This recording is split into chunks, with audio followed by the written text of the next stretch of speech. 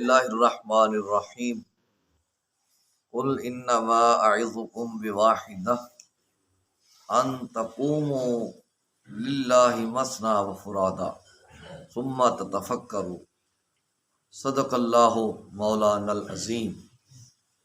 حضرات عزیز وقار، اللہ کے فضل حضور علیہ الصلوۃ والسلام کی نظر رحمت کے طفیل مجھے اور آپ کو نماز فجر با جماعت ادا کرنے سے نوازا گیا۔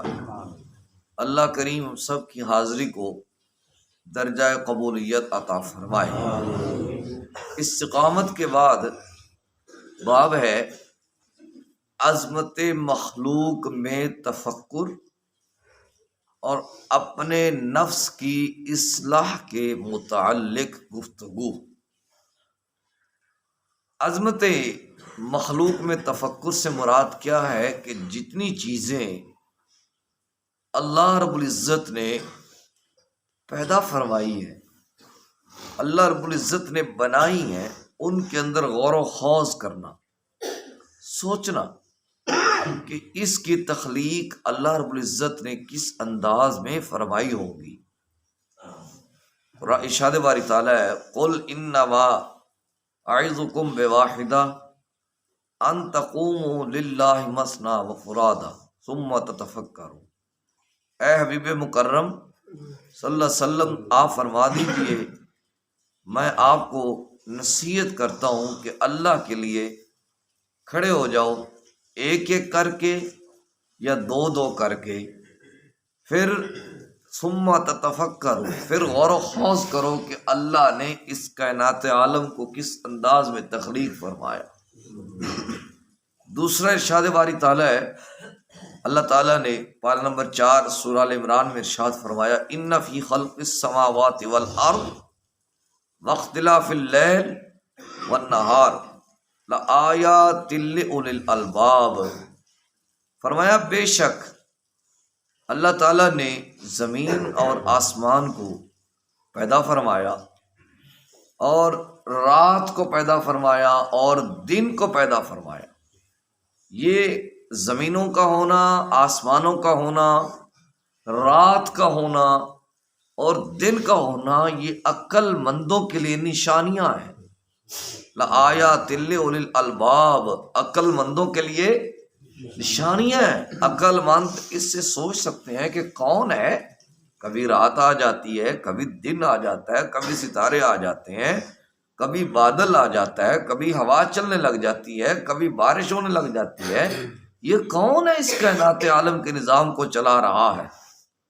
پھر فرمایا الذین یذکرون اللہ قیاما وقعودا وعلی جنوبہم ویتفکرون فی خلق السماوات والارض ربنا ما خلقت ھذا باطلا۔ فرمایا وہ لوگ جو ان چیزوں میں غور و خوض کرتے ہیں یا جن لوگوں کے لیے نشانی ہے، وہ اللہ کا ذکر کرتے ہیں، اللہ کا ذکر کرتے ہیں۔ اللہ کے ذکر کرنے کے بعد پھر وہ قیام کرتے ہیں۔ قیام وہ ان کے قیام وقعودا وعلی جنوبہم، وہ کھڑے ہو جاتے ہیں، ویتفکرون، وہ غور و خوض کرتے ہیں، فی خلق السماوات والارض، زمینوں اور آسمان کی تخلیق میں غور و خوض کرتے ہیں، اور کیا کرتے ہیں؟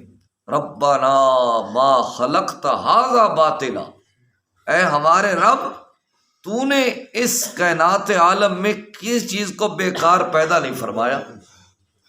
جتنی چیزیں ہیں وہ کارآمد ہیں، کسی بھی چیز کو بیکار پیدا نہیں فرمایا۔ اللہ رب العزت نے بھی اس کی تائید میں قرآن پاک میں ایک اور مقام پر ارشاد فرمایا افحسبتم انما خلقناکم عبثا، کیا تم گمان کرتے ہو کہ اللہ نے کائنات میں کوئی چیز بیکار پیدا فرمائی ہے؟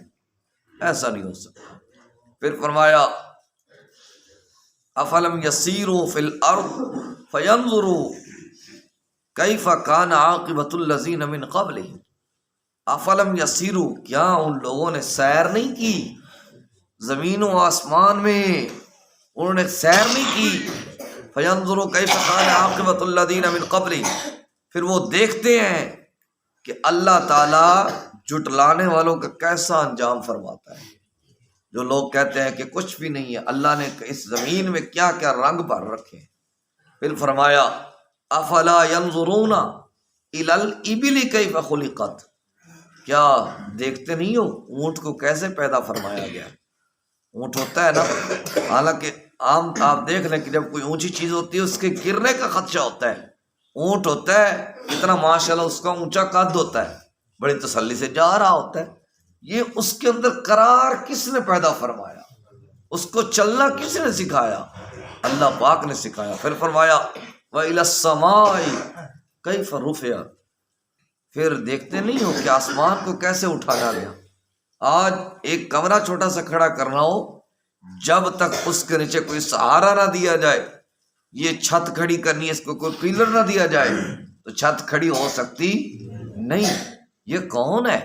یہ کون ہے جس نے بغیر ستون کے اتنا بڑا آسمان کھڑا کر دیا، اتنا بڑا آسمان کھڑا کر دیا ہے۔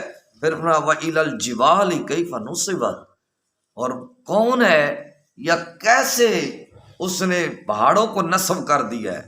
کتنے بڑے بڑے پہاڑ ہیں، مجال ہے کہ حرکت کر جائے، کوئی حرکت ہے ہی نہیں۔ پھر وَإِلَى الْأَرْضِ كَيْفَ سُطِحَتْ، کون ہے جس نے زمین کو بچھا دی ہے، جس نے زمین کو بچھا دی ہے۔ فذکر، بس آپ ان کو نصیحت کیجئے، ان چیزوں کے ذریعہ سے اللہ سے ڈرائیے، اللہ کے بارے میں نصیحت کیجئے۔ انما انت مذکر، سوائے اس کے نہیں، آپ تو صرف نصیحت کرنے والے ہیں۔ یعنی اس آیا کریمہ سے پتہ یہ بھی چلتا ہے کہ ہمارا کام بتانا ہے، ہمارا کام نصیحت کرنا ہے۔ اب آپ کی مرضی ہے، آپ اس کو پکڑ لیں یا یوں یہاں سے سن کر بس کانوں کو جھاڑ کے چلے جائیں، اب آپ کی مرضی ہے۔ یہ یہاں پہ یہ باب ختم ہوا چاہتا ہے۔ اللہ پاک سے التجا ہے، اللہ پاک ہمیں ان باتوں پہ عمل کرنے کی توفیق عطا فرمائے اور اس کائنات میں غور و خوض کرنے کی توفیق عطا فرمائے۔ صلی اللہ تعالی علی حبیبہ الاعلی سید الانبیاء محمد وعلی آلہ وصحبہ اجمعین برحمتک یا ارحم الراحمین۔